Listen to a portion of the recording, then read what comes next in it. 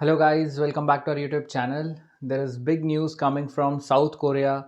The state of martial law has been implemented in South Korea, and that's big news not just for the state of South Korea, but instead it is a global news because right now we are residing in a globalized world where there's an impact of each and every event which is happening across the globe.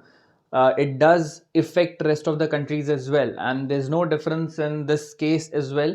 The government in the state of Korea. Now, South Korea is officially called as Republic of Korea. So, the state of Korea or the Republic of Korea has declared the state of martial law that prohibits almost all the activities, all the kind of political rallies, and any kind of media is suppressed. They have to work as per the martial law. The police has been put on the street. The assembly of South Korea is put to rest. It now will be in a dormant state. तो इस वजह से अब protest वहाँ पर शुरू हो चुके हैं. The peoples are getting all over the place. जो नेशनल असेंबली है उनकी, it has been surrounded by the people and the opposition parties as well.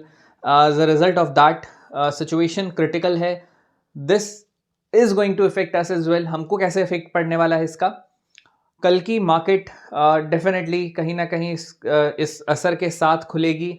और अगर हम साउथ कोरिया की मार्केट की बात करते हैं तो उनकी तो बहुत ही बुरी बैंड बजने वाली है. और ये हमें कैसे पता चल रहा है? जो यूएस स्टॉक मार्केट पे ट्रेड कर रहे हैं जितने भी साउथ कोरियन शेयर्स, सब प्लंज हो चुके हैं. Whether it is the Hyundai, किया मोटर्स हो, चाहे सबसे बड़ी कंपनी सैमसंग जो कि लंदन में लिस्टेड है, वो भी बर्बाद इन द सेंस काफ़ी बड़ा डाउनफॉल देखने को मिल रहा है. 5 से 6% सर्किट उस पर नीचे वो चलते जा रही है, गिरते जा रहे हैं market.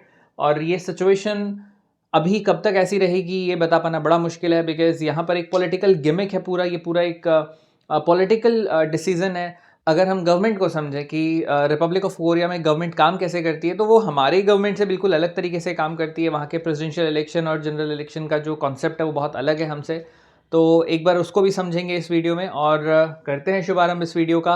I hope by the end of this video आपको ये पूरा सिनारियो, जो पॉलिटिकल सिनारियो अभी साउथ कोरिया में चल रहा है, वो आपको क्रिस्टल क्लियर हो जाएगा. आपके सामने जो भी पिक्चर दिख रही है वो है present president of the Republic of Korea, that is Yoon Suk Yeol. Yoon Suk Yeol ने ही स्टेट ऑफ इमरजेंसी डिक्लेयर किया है, या state of martial law declare कर दिया है. इनके ऊपर काफ़ी सारे एलिगेशंस थे कि ये जब से इलेक्ट हुए हैं वे बैक इन द 2022, तब से लेकर अब तक he is a lame duck president. बोले तो बहुत ज़्यादा डिसीजन मेकर नहीं है. Keep on having dissent with the unicameral structure. जो वहाँ का उनका पार्लियामेंट है उससे इनका बन नहीं रहा. पार्लियामेंट में इनके अपोजिशन की मेजॉरिटी है. अब कैसे आपको समझ आएगा कि भाई प्रेसिडेंट की जो पॉलिटिकल पार्टी है वो माइनॉरिटी है और जो अपोजिशन है वो मेजॉरिटी है, कैसे हैं वो भी हम समझेंगे. तो यून सुक्योल ने अभी ये स्टेट ऑफ इमरजेंसी डिक्लेयर किया है विद अ मैसेज, जिसमें उन्होंने रात को आकर कहा कि I declare martial law to protect the free Republic of Korea from the North Korean communist forces to eradicate the despicable pro North Korean anti state forces. अब ये स्टेटमेंट को कैसे हम समझें? उनका ये कहना है कि उनकी पार्लियामेंट में, उनकी नेशनल असेंबली में प्रो नॉर्थ कोरियन लोग हैं. प्रो नॉर्थ कोरियन का मतलब हो गया एंटी साउथ कोरियन लोग हो गए, और वो लोग कम्युनिस्ट, क्योंकि नॉर्थ कोरिया में कम्युनिस्ट गवर्नमेंट चल रही है, तो वो लोग साउथ कोरिया की डेवलपमेंट को रोक रहे हैं. जो बिल पास होने हैं वो नहीं होने दे रहे हैं. अब now this is his version. Opposition इससे बिल्कुल भी बात को इनके मानेगा नहीं. और पिछले कुछ सालों में, अगर हम 2 साल जब से ये आए हैं पोस्ट 2022, इनके ऊपर काफ़ी सारे एलिगेशंस लगे हैं. ना सिर्फ इनके, बल्कि इनकी फैमिली में इनकी वाइफ के ऊपर भी एलिगेशंस है, करप्शन के चार्जेस हैं. तो इस वजह से काफ़ी न्यूज़ में ये रहे हैं for all the wrong reason. अब जो आपको एक चेहरा दिख रहा है, दिस इज़ लीजे यूंग. ये लीजे यूंग कौन है? He is the leader of opposition, जो अगेंस्ट हैं डेमोक्रेटिक पार्टी के कैंडिडेट ये हैं, और पीपल्स पावर पार्टी के हेड जो है वो अभी प्रेजेंट प्रेसिडेंट हैं. तो इनका क्या स्टेटमेंट आया? इन्होंने कहा है कि भाई ये गलत है. ऑब्वियसली ये तो यही कहेंगे कि गलत है, और काफ़ी हद तक लोग भी अगर देखें तो वो यही कहेंगे कि इस तरीका गलत है कि आप एकदम से इमीडिएटली, और कोई ग्राउंड आपके पास नहीं है तो आपने ये कह दिया और स्टेट ऑफ इमरजेंसी डिक्लेयर कर दिया. तो Republic of South Korea was considered democratic since 80s. पिछले 40 साल में कोरिया में इस तरीके के कोई इंसिडेंट नहीं रिपोर्ट किए गए थे. वहाँ पर डेमोक्रेटिक प्रोसेस से इलेक्शन हो रहा था. सब जगहों से जो रिस्पेक्टिव रीजन्स है वहाँ से कैंडिडेट्स चुनकर आ रहे थे, और प्रेसिडेंशियल इलेक्शन में डायरेक्ट वोटिंग हो रही थी. प्रेसिडेंट यून ने क्या कहा, उन्होंने लेबल किया है अपोजिशन पार्टी को as an anti state party. और ये जो अपोजिशन है डेमोक्रेटिक पार्टी की, इनके पास 200 सीट हैं out of 300 in their assembly, यानी उनकी यूनिकैमरल स्ट्रक्चर है। जो हाउस है पार्लियामेंट का, वहां पर जो अपोजिशन है उनके पास मेजॉरिटी है। अब इसको समझने के लिए आपको समझना होगा structure of the Republic of Korea. Korea की सरकार चलती किस तरीके से, कोरिया का देश किस तरीके से चल रहा है, अगर हम इस चीज को समझें तो काफी हद तक आपको एक क्लैरिटी मिल जाएगी कि ये सिस्टम वर्क कैसे करता है। तो एक सिस्टम जो उनके यहाँ है वो हमसे बहुत अलग है। हाँ, एक चीज कॉमन है कि दोनों के पास 3 ऑर्गन है, उनके पास भी जुडिशरी है, लेजिस्लेचर एंड एग्जीक्यूटिव है। तो सबसे टॉप पर बैठी है जुडिशरी, जो जैसे हमारे यहाँ जुडिशरी और तीनों जो स्ट्रक्चर्स है वो system of check and balance maintain करते हैं, वहां पर भी कुछ कुछ इसी तरीके से आपको नजर आएगा। इसको समझने के लिए हम एक बार बॉटम पे चलते हैं, वहां से हमको बॉटम्स अप मेथड से समझ आएगा किस तरीके से सरकार चलती है। तो वहां के जो लोग हैं वो 2 बार वोट करते हैं। वहां के लोग 2 बार वोट करते हैं। They are not like us कि भाई एक बार जनरल इलेक्शन में वोट कर दिया और प्रेसिडेंशियल इलेक्शन जो है वो उसमें हम डायरेक्ट वोट नहीं करते, इनडायरेक्टली प्रेसिडेंट इलेक्ट होते हैं। जिनको हमने चुना वो फर्दर हमारे प्रेसिडेंट को चुनते हैं। वहां पर ऐसा नहीं है, उनके पास डायरेक्ट वोटिंग है। तो लोग 2 बार वोट करेंगे। कब कब? एक बार वो वोट करेंगे अपने प्रेसिडेंट के चुनाव के लिए। प्रेसिडेंट का चुनाव डायरेक्ट इलेक्शन से हो रहा है। एग्जीक्यूटिव हेड होते हैं राष्ट्रपति, डिसीजन एग्जीक्यूट करते हैं, लॉज को एग्जीक्यूट करने का काम इनका। ऑन द अदर हैंड यही लोग एक बार वोट करके, जिसमें प्रोपोर्शनल रिप्रेजेंटेशन होगा, मतलब एक रीजन से अलग अलग लोग खड़े होंगे, कंटेस्ट करेंगे और अकॉर्डिंगली वो जीतेंगे। जो जीते, जो 300 सीट पर जो लोग चुन कर आएंगे, उसमें कुछ नॉमिनेशंस भी होते हैं, वो सब बैठते हैं उनकी नेशनल असेंबली में। नेशनल असेंबली उनकी पार्लियामेंट है। ये लोग हो गए लेजिस्लेचर के। लेजिस्लेट करने का काम है, कानून बनाने का काम। तो लेजिस्लेचर कंसेंट देगा और राष्ट्रपति जी अपॉइंट करेंगे प्रधानमंत्री को। प्रधानमंत्री लोगों के प्रति जवाबदेही रखेगा। राष्ट्रपति तो भाई चुना ही लोगों ने, तो उसकी तो है ही रिस्पॉन्सिबिलिटी। यही प्रेसिडेंट अपॉइंट करते हैं प्रधानमंत्री को, और नेशनल असेंबली जो उनकी पार्लियामेंट है वहां से कंसेंट लिया जाता है कि हाँ या ना, ऐसा करके। ऑन द अदर हैंड अगर हम इसी को जुडिशरी की तरफ लेकर चलें, काम के पर्सपेक्टिव में अगर देखें, तो एग्जीक्यूटिव के पास राइट है to return the bill to legislature. कानून बना असेंबली में, राष्ट्रपति के पास गया, राष्ट्रपति उसको मना कर सकता है। हमारे यहाँ थोड़ा सा सिस्टम अलग है। जब हम इंडियन पार्लियामेंट को पढ़ेंगे तो उसमें हम लोग इसको डिटेल में डिस्कस करेंगे। उनके यहाँ एग्जीक्यूटिव के पास राइट है to return the bill. Change होके आएगा नहीं आएगा, that's altogether different thing. Legislature के पास काम मेक लॉज एंड चेक, एक system of check and balance चलने का और साथ में कानून बनाने का राइट है।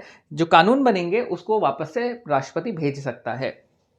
अब तीसरा जो विंग है या तीसरा जो ऑर्गन है, दैट इज जुडिशरी। ये जुडिशरी किस तरीके से चल रही है? जुडिशरी में कॉन्स्टिट्यूशनल कोर्ट है, सबसे ऊपर स्ट्रक्चर है of supreme court. Supreme court के पास एग्जीक्यूटिव और लेजिस्लेचर दोनों तरफ देखने का एक जिम्मा रहता है।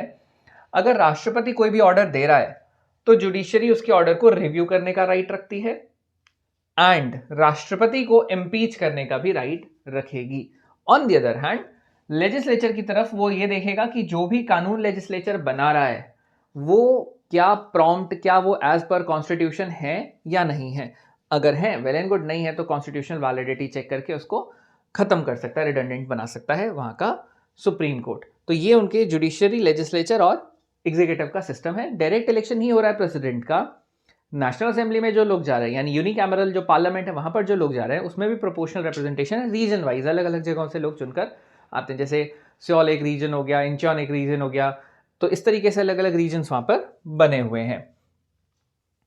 सो अल्टीमेटली ये स्ट्रक्चर्स अगर आपको समझ आ रहे हैं तो फर्दर एक बहुत छोटा सा पॉइंट कि भाई अभी रीसेंट क्लैशेस क्यों हुए, हमारे लिए छोटा है, उनके लिए बहुत बड़ा। तो रीसेंट क्लैश का रीजन था जो पीपल्स पावर पार्टी रही, जो गवर्नमेंट इन पावर है, उनके अगेंस्ट और उनके अगेंस्ट जो डेमोक्रेटिक पार्टी, इन लोगों के कलेश चल रहे थे ओवर दी बजट, अगले साल के बजट को लेकर। अब पीपीपी का कहना, यानी पार्टी इन पावर जो है वो पीपल्स पावर पार्टी जो प्रेसिडेंट की है, वो कह रहे थे कि जो अपोजिशन है वो हमारे बिलों का समर्थन नहीं कर रहा, जबकि हमने जो बिल जो एग्जीक्यूट करने के लिए हम बना रहे हैं, जो हम प्लान कर रहे हैं, मतलब जिनकी माइनॉरिटी है असेंबली में, उनका ये कहना है कि भाई हम ड्रग कंट्रोल करना चाहते हैं, हम इकोनॉमी को बूस्ट करना चाहते हैं, और these are things that they want और they tend to want. So इसी को लेकर जब बात नहीं बनी तो ultimately what he took the extreme step, और प्रेसिडेंट ने लगा दिया है the state of martial law. अब वहाँ पर लगभग सारी चीज़ें हॉल्ट हो जाएंगी। लोगों का फ्री पब्लिक मूवमेंट, वैसे तो गवर्नमेंट कह रही है कि बेयर मिनिमम डिस्टर्बेंसेस आम लोगों को होंगे, बट देन कई लोगों के लिए प्रॉब्लम, जैसे वहाँ की जो मेडिकल सर्विसेज हैं, जितने भी लोग, जितने भी मेडिकल डॉक्टर्स रहे हों, पैरा स्टाफ्स रहे हों, पैरामेडिकल के जितने भी स्टाफ हैं, ट्रेनीज डॉक्टर्स हैं, सबकी छुट्टियां cancel. They all have to report. So is the case with police. उनको भी, सारे आर्मी पुलिस सबको वापस से सर्विस पे, ड्यूटी पे बुला लिया गया। डॉक्टर्स में तो जो रिटायर्ड है उनको भी सर्विस पे करनी पड़ेगी, तो सर्विस करनी है तो उनको भी वापस 48 आवर्स में रिपोर्ट करना होगा, रिटायर्ड डॉक्टर को भी। तो ये एक स्टेट ऑफ क्राइसिस हो चुका है in the region of South Korea, और इसका असर ग्लोबली पड़ेगा। तो ध्यान रखिएगा, इस न्यूज़ पे ज़रा फोकस्ड रहिएगा कि क्या क्या बड़े चेंजेस यहाँ पर आ रहे हैं, बिकॉज इससे सिर्फ हम द स्टेट ऑफ पीपल की बात नहीं कर रहे, यहाँ पर हम मार्केट की भी बात कर रहे हैं। कैपिटल मनी मार्केट पे भी इसका असर दिखेगा। So that's all in this video. I hope आपको ये पूरा इशू समझ आ गया होगा। इन केस अगर आपके पास कोई भी डाउट रह जाते हैं, कमेंट बॉक्स आपके लिए ओपन है। Do let us know what you think of this video. अगर आपको ये वीडियो अच्छी लगी, do give us a like and subscribe the channel. मिलेंगे फिर नई वीडियो के साथ। Till then take great care of your health. Bye bye and thank you so much.